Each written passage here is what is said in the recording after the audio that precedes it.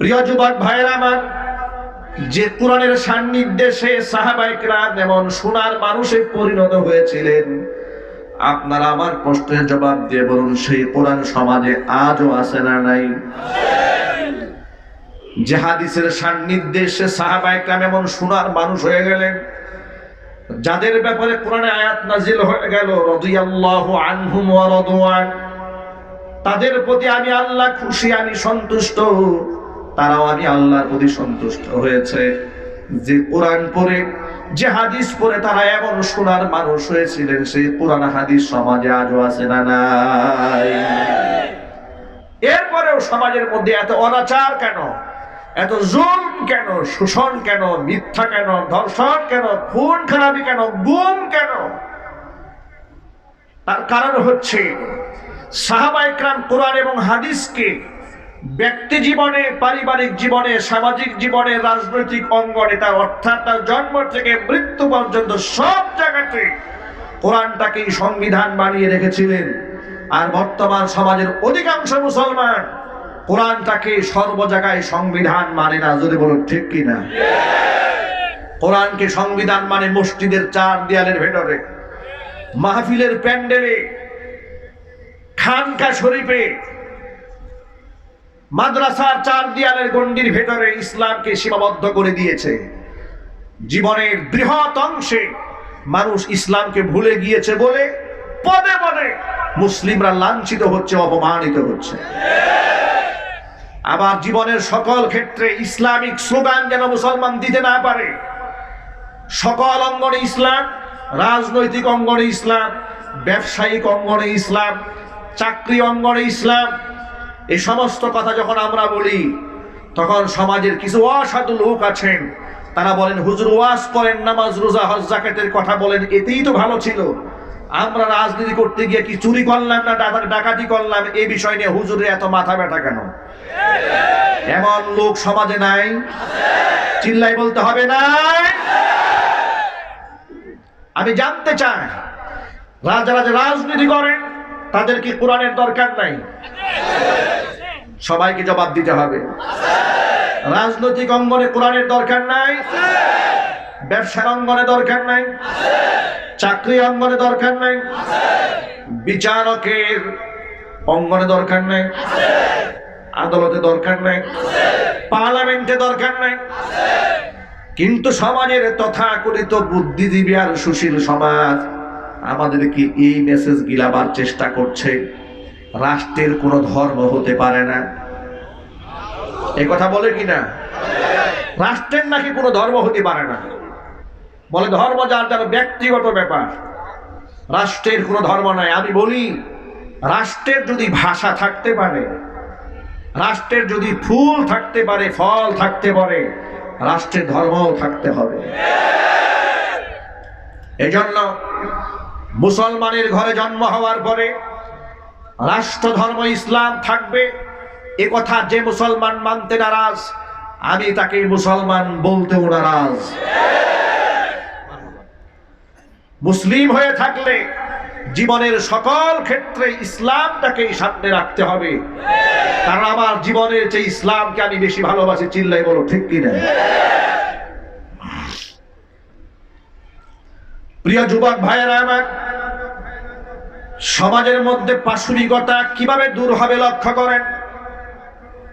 চোখের সামনে আমরা দেখতে পাই, ব্রিটিশের কালো আইন বাংলাদেশে বাস্তবায়িত হওয়ার কারণে নাস্তিকেরা, খুনিরা, ডাকাতেরা মামলার জামিন পেয়ে যায়, আর আশিকে রাসূলদের ফাঁসির রায় হয়ে যায়। বাস্তবতা আছে না নাই? চিল্লাই বলে। কালো আইনের কারণে ৯৫% মুসলমানের দেশে কোরআন দিয়ে কেন বিচার ব্যবস্থা চলবে না? কোরআন দিয়ে সমাজ কেন চলবে না? মুসলমানকে কোরআনের পক্ষে কথা বলতেই হবে। চিল্লাই বলো ঠিক কিনা? অমুসলমানেরা, অভিজিৎ রায় নামক এক কুলাঙ্গার আমার নবীকে অকথ্য ভাষায় গালিগালাজ করেছে, রাসূলের বিবিগণের চরিত্র নিয়ে কথা বলেছিল।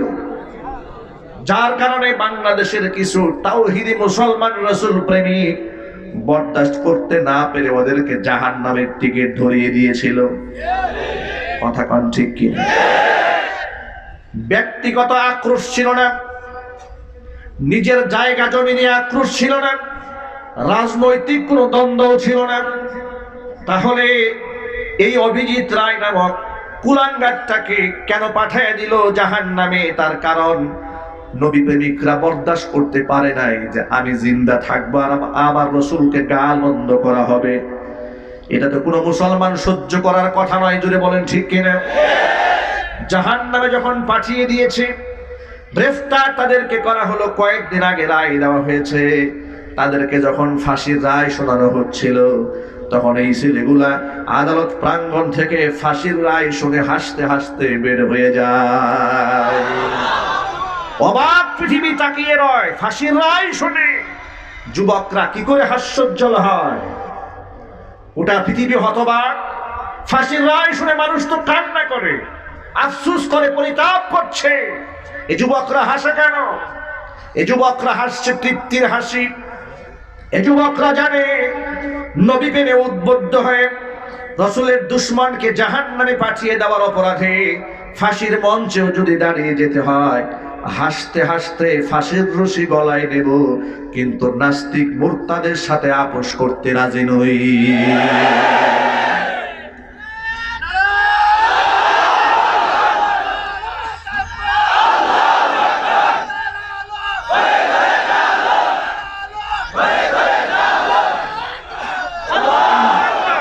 আমরা শুধু বলতে চাই, ফাঁসির দণ্ডপ্রাপ্ত আসামিকে তো রাষ্ট্রপতির ইচ্ছা করলে ক্ষমা করে দিতে পারেন। রাস্তা আছে না নাই? পন্থা আছে না নাই? এদেশের অসংখ্য খুনির আসামিকে রাষ্ট্রপতি প্রাণ ভিক্ষা দিয়ে তাদেরকে ক্ষমা করেছেন। পাকিস্তানের এমন একটা ঘটনা ঘটেছিল, আপনাদের সে কথা ভুলে যাওয়ার কথা নয়। 20 বছরের এক তরুণ আদালত প্রাঙ্গণে এক কাদিয়ানি কুখ্যাত কাফেরকে বিচারকের সামনে পুলিশের কাছ থেকে পিস্তল নিয়ে বুকটা ঝাঁঝরা করে দিয়েছিল। বিচারক এই কাজ করার পরে যখন তাকে হ্যান্ডকাপ পরানো হচ্ছিল, যুবককে জিজ্ঞেস করা হলো, তুমি উন্মাদ, নেশা করেছো? বলে, না, নেশা করি নাই, আমি টার্গেটেই ছিলাম। আমার রাসূলকে যে গালি দিয়েছে তার বিচার আমি নিজের হাতেই করব। আমি সেই সুযোগ কাজে লাগিয়েছি, নবীর দুশমনকে আমি জাহান্নামে পাঠিয়েছি।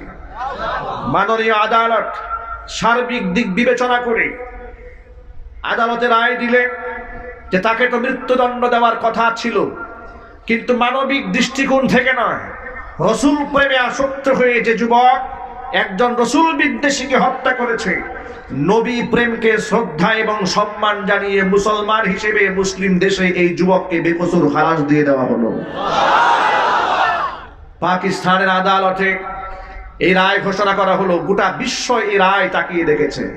এখনো পর্যন্ত ইউটিউবে সেই ভিডিওটা ভাইরাল আছে। এই খুনির কপাল ধরে ধরে মুসলমানরা চুমা খেয়েছে। এদেশের বাংলাদেশের তাওহীদি মুসলমানরা ওই যুবককে নিয়ে গর্ব করেছে। কিন্তু আশ্চর্যের ব্যাপার, পাকিস্তানের রাসূল প্রেমিক নিয়ে গর্ব হয়, বাংলাদেশের রাসূল প্রেমিক নিয়ে গর্ব করতে যুবকরা সাহস পায় না। কথা বলেন ঠিক কিনা? আমরা এর মাধ্যমে অন্যায় হত্যা করাকে সাপোর্ট দিচ্ছি না, কথা ক্লিয়ার বুঝতে হবে। আইন নিজের হাতে তুলে নিয়ে সমাজে বিশৃঙ্খলা সৃষ্টি করুক, এটা আমরা চাই না। আমরা চাই এটা বন্ধ হোক। বন্ধ হোক এজন্যই তো আমরা শতাব্দীর পর শতাব্দী, যুগ যুগ ধরে, বছরের পর বছর রাজপথে মিছিল করেছি, শাপলা চত্বরে গিয়েছি। নবী বিদ্বেষী নাস্তিকদের ফাঁসি আমরা রাষ্ট্রীয়ভাবে কার্যকর দেখতে চাই। যদি বলতে হবে ঠিক কিনা? এই অন্যায় সৃষ্টি হয় কেন? যখন আমরা দেখতে পাই আসাদ নূরের মতো একটা কুখ্যাত নাস্তিক যে বলেছে কোরআন শরীফের উপর দাঁড়িয়ে পেশাব করব, আমার রাসূলকে অকথ্য ভাষায় গালিগালাজ করেছে, অ্যারেস্ট হওয়ার পরে যখন এই লোকটা জামিন পেয়েছে, গোটা পৃথিবীর পরে 200 কোটি মুসলমানের কলিজা তখন ছিঁড়ে কান্না বের হয়েছে। কিন্তু তাদের সেই চিৎকার কেউ শোনেনি। আজ পর্যন্ত কোন নাস্তিকের বিচার বাংলাদেশে হয়েছে? আরো জোরে বলতে হবে। এদেশে নাস্তিকদের বিচার হোক, এটা কি আওয়ামী লীগ চায় না? বিএনপি চায় না? জামাত ইসলামী চায় না? জাতীয় পার্টি চায় না? মেজরিটি পার্সেন্ট মুসলমান। আমি যত মানুষকে জিজ্ঞেস করেছি, আমার আল্লাহকে রসুলকে গালি দিলে তার মৃত্যুদণ্ড দিতে হবে, এর পক্ষে আপনারা কারা আছেন? সমস্ত বড় বড় নেতা থেকে শুরু করে পাতি নেতা, ছাতা নেতা, সব নেতা থেকে শুরু করে পাবলিক সবাই এক বাক্যে জবাব দিয়েছে, হ্যাঁ আমরা রসুল বিদ্বেষীদের ফাঁসি দেখতে চাই, মৃত্যুদণ্ড কার্যকর দেখতে চাই। তাহলে এত মেজরিটি পার্সেন্ট মানুষের রায় থাকার পরে এদেশের সরকারের সমস্যা কোথায়? আইন কেন প্রণয়ন করা হয় না? নাস্তিকদেরকে অবশ্যই সর্বোচ্চ সাজা, মৃত্যুদণ্ড কার্যকর করতে হবে।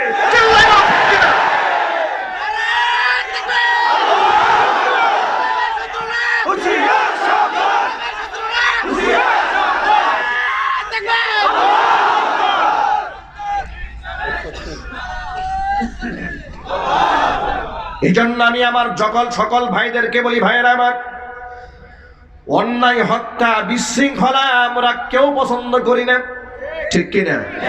ঠিক কিনা? কিন্তু বিশৃঙ্খলা যে ব্যক্তি সৃষ্টি করবে তাকেও যে আবার জামায় আদর করা হবে, আমরা কিন্তু সেটাও বরদাস্ত করব না।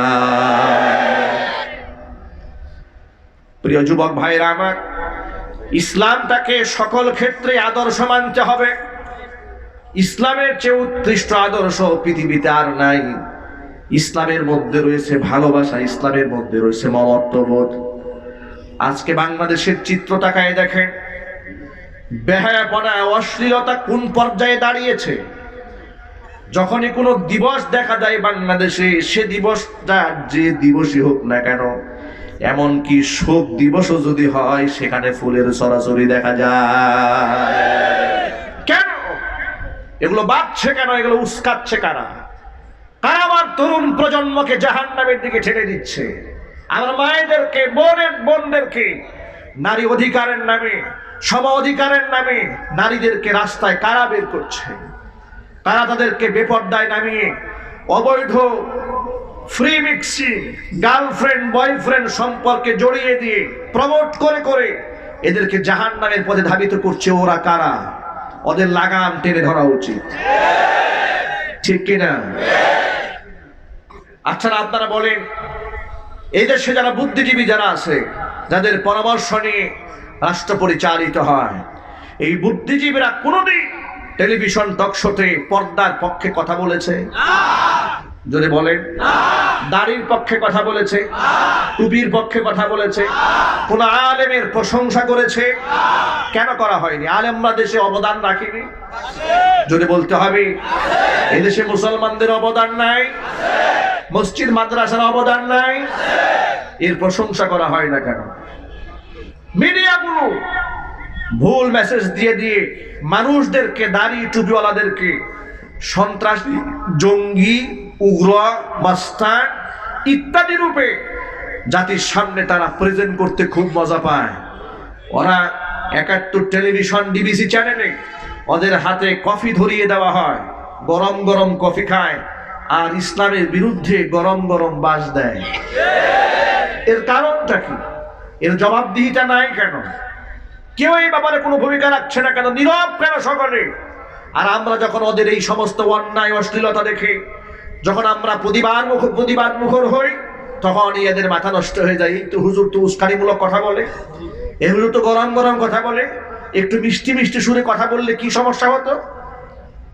বাস্তবতা আছে না নাই? ও যুবক ভাইয়েরা আমার, আমরা চাই এদেশটা ধর্ষণ মুক্ত হোক, আমরা চাই এদেশটা সুদ মুক্ত হোক, আমরা চাই এদেশটা ঘুষ মুক্ত হোক, আমরা চাই এদেশটা জিনা বদমাশি মুক্ত হয়ে যায়। আমরা চাই না আমাদের যুবকের পকেটে পকেটে ইয়াবা ট্যাবলেট থাকুক, এটা আমরা চাই না। গাঁজা থাকবে, এটা আমরা চাই না। মাদক থাকবে, এটা আমরা চাই না। আর এটা তখনই সম্ভব হবে যখন তাদেরকে পরকালীন জবাবদিহিতার কথা তাদেরকে শোনানো যাবে। আল্লাহর ভয় যখন কলিজার মধ্যে ঢুকবে, তারা নিজেরা সতর্ক হয়ে যাবে। এই জন্য সকল ক্ষেত্রে ইসলামটাকে প্র্যাকটিস করতে হবে। ও যুবকেরা আমার, ভাইরা আমার, বোনেরা আমার, ইসলামটাকে যেখানে আপনি ছাড়বেন সেখান থেকে আপনার লাঞ্ছনা গঞ্জনা শুরু হয়ে যাবে। টাকা দিয়ে আপনি সম্মান রক্ষা করতে পারবেন না, আপনার সমর্থক ভক্ত অনুরক্তদেরকে দিয়ে আপনি পিঠ বাঁচাতে পারবেন না যদি ইসলামকে আপনি অগ্রাহ্য করেন, তুচ্ছ তাচ্ছিল্য করেন।